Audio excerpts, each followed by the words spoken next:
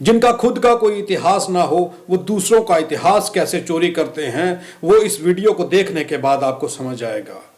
इस शिक्षक ने बाबा साहेब भीमराव अंबेडकर को कैसे कह दिया कि उन्होंने संविधान में एक लाइन तक नहीं लिखी। उन्होंने इसका श्रेय किन लोगों को दिया, जरा देखिए, और उसके बाद इसका जवाब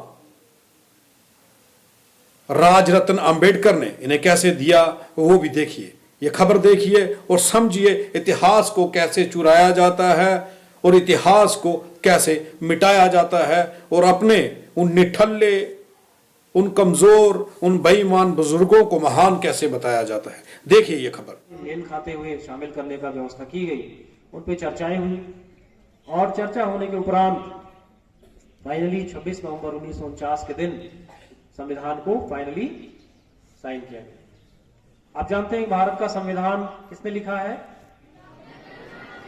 बहुत लोगों को ये भ्रांति है, बहुत लोगों को। डॉक्टर भीमराव अंबेडकर ने संविधान का एक लाइन भी नहीं लिखा है। डॉक्टर बाबा साहब भीमराव अंबेडकर जी ने संविधान की एक लाइन भी नहीं लिखी है। संविधान को लिखा है प्रेम बिहारी नारायण रायजादा ने। किसने लिखा है? इटालियन राइटिंग की महारत हासिल किए हुए बिहार के हमारे लाल थे, जिनकी हैंडराइटिंग बहुत ही उत्कृष्ट थी, बहुत अच्छी हैंडराइटिंग थी और उनके हाथ से लिखी हुई है किताब संविधान की। ये वीडियो किसी नवोदय स्कूल का है जहां पर कॉन्स्टिट्यूशन डे 26 नवंबर का प्रोग्राम वहां पर है और उस प्रोग्राम में कोई शिक्षक ये दावा कर रहे हैं कि बाबा साहब अंबेडकर जी ने संविधान का एक पन्ना भी नहीं लिखा है। और मैं आपको ये भी बताने के लिए आया हूं कि वो जो शिक्षक कह रहा है वो सच है। बाबा साहब अंबेडकर जी ने संविधान का एक भी पन्ना नहीं लिखा है। शायद आपको फिर शौक लगेगा। सही बात है, Baba Saheb Ambedkar ji was not the writer of constitution. वो राइटर नहीं थे, वो चीफ आर्किटेक्ट ऑफ कॉन्स्टिट्यूशन थे। बाबा साहब अंबेडकर संविधान लिखने वाले नहीं थे, वो रचेता थे, संविधान के रचेता थे। और जिन रायजादा की ये बात कर रहे हैं, संविधान पूरा निर्माण करने के बाद, पूरा संविधान निर्माण करने के बाद 2 साल 11 महीने 18 दिन तक लगातार इस संविधान को तैयार करने के बाद, निर्माण करने के बाद, एक कैलीग्राफी में एक्सपर्ट जो है, हैंडराइटिंग जिसकी अच्छी है, उसको हायर किया गया, पैसे देकर उसको हायर किया गया। और ये जो रायजादा जी है, ये कैलीग्राफर है। उनकी हैंडराइटिंग के लिए वो संविधान जो बाबा साहब ने निर्माण किया था वो इनसे लिखवाया। इसलिए बाबा, ये जो शिक्षक कह रहे हैं कि बाबा साहब ने संविधान का एक पन्ना भी नहीं लिखा है, तो ये सही है। बाबा साहब संविधान का पन्ना लिखने नहीं, निर्माण करने के लिए ड्राफ्टिंग कमेटी में थे। बाबा साहब चेयरमैन थे। बाबा साहब अंबेडकर जी ने भारत के देश का संविधान निर्माण किया है। इसलिए बाबा साहब को राइटर ऑफ इंडियन कॉन्स्टिट्यूशन नहीं कहते, chief architect of Indian constitution कहते हैं। जैसे आज हम इस बिल्डिंग में मैं रहता हूं, इस बिल्डिंग का आर्किटेक्ट कोई अलग होता है और इस बिल्डिंग के ईंट रखने वाला, सीमेंट लगाने वाला, पेंट करने वाला, वायरिंग करने वाला अलग होता है। तो बाबा साहब आर्किटेक्ट थे और रायजादा जी जो थे वो लेबर थे। लेबर इन द सेंस, उनको ये संविधान जो पूरे ड्राफ्टिंग कमेटी ने, बाबा साहब अंबेडकर जी ने निर्माण किया है, वो लिखने के लिए इनको हायर किया गया था। अब दिक्कत यह है कि ब्राह्मणिकल सिस्टम, उनके पास अपना कोई महापुरुष नहीं है। उनके पास अपना कोई महापुरुष न होने के वजह से वो ऐसे भाड़े से लाए हुए महापुरुष लोगों के बीच में रुझाना चाहते हैं, उनको एस्टैब्लिश करना चाहते हैं। लेकिन भारत का इतिहास है, लोगों से छुपा नहीं है। सारा मटेरियल आपको ऑनलाइन अवेलेबल है।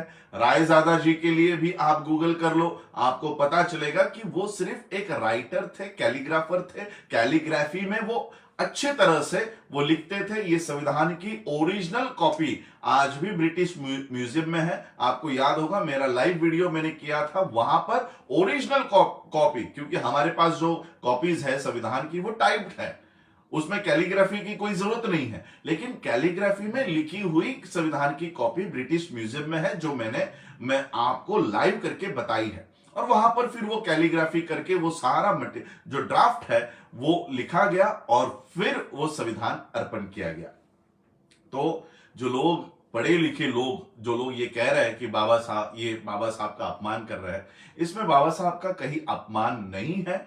ये जो रायजादा जी हैं वो हायर किए गए थे, भाड़े से लाए हुए थे, और उनको ये काम सौंपा गया था कि बाबा साहब ने निर्माण किया हुआ संविधान अच्छे डिजाइनर लैंग्वेज में, डिजाइनर इसमें आप वो लिखे और वो अर्पण किया जाए।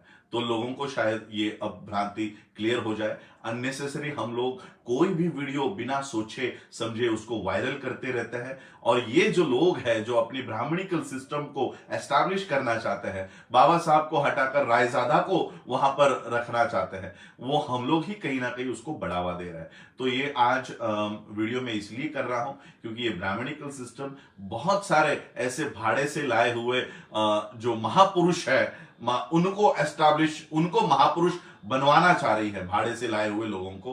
तो कभी ये रायजादा को उठा लेते हैं, तो कभी ये माफी मांगने वाले लोगों को स्वतंत्र वीर के नाम से एस्टैब्लिश करना चाहते हैं। तो लोगों को यही मैं बताने के लिए आया हूं कि Raizada was just a paid labour, he was a paid labour, paid उनकी कला है, उनकी कला का सम्मान होना चाहिए। आज भी कई सारे कैलीग्राफी करने वाले लोग होते हैं, हमें उसकी जरूरत होती है। जैसे हमारे सभाएं होती है, तो सभा होने के बाद हम लोग वॉल पेंटिंग करवाते हैं, तो वॉल पेंटिंग करते समय जो लोग पेंटर वहां पर जाकर पेंट करते हैं, क्या हम उन्हें भी हम भारत के संविधान का रचयिता कह सकते हैं? क्या चीफ आर्किटेक्ट कह सकते हैं? He was just a labour. Raizada एक लेबर है, और लेबर का उन्होंने अपना काम किया। उन्हें संविधान की जो आर्टिकल उन्होंने लिखे हैं वो उन्हें पता भी नहीं होगा कि वो क्या लिख रहे हैं, क्योंकि उतना नॉलेज, उतना प्रबुद्ध दिमाग उनके पास होना चाहिए। उनकी एक्सपर्टाइज सिर्फ लिखने की थी, कैलीग्राफी की थी, डिजाइनिंग अल्फाबेट्स लिखने की थी। तो वो उन्होंने उनका काम किया, उनको पैसा मिला, उन्होंने अपना काम किया। तो ये जो लोग हैं, ऐसे मानसिकता के लोग जो बच्चों में, मैं तो हमेशा कहता हूं कि अब ये नवोदय स्कूल है, सीबीएसई के स्कूल है, अब आपके कितने भी स्कूल है, ये सारी ब्राह्मणिकल सिस्टम के अंडर चली गई है, और इसलिए ये अब नया इतिहास लोगों को बताने की कोशिश कर रहे हैं। और इसलिए मैं हमेशा ये बताता रहता हूं कि जिस तरह से नवोदय स्कूल है, जिस तरह से अलग अलग स्कूल्स है, उस तरह से हमारी स्कूल्स होनी चाहिए, और जहां पर हम अपना सच्चा इतिहास लोगों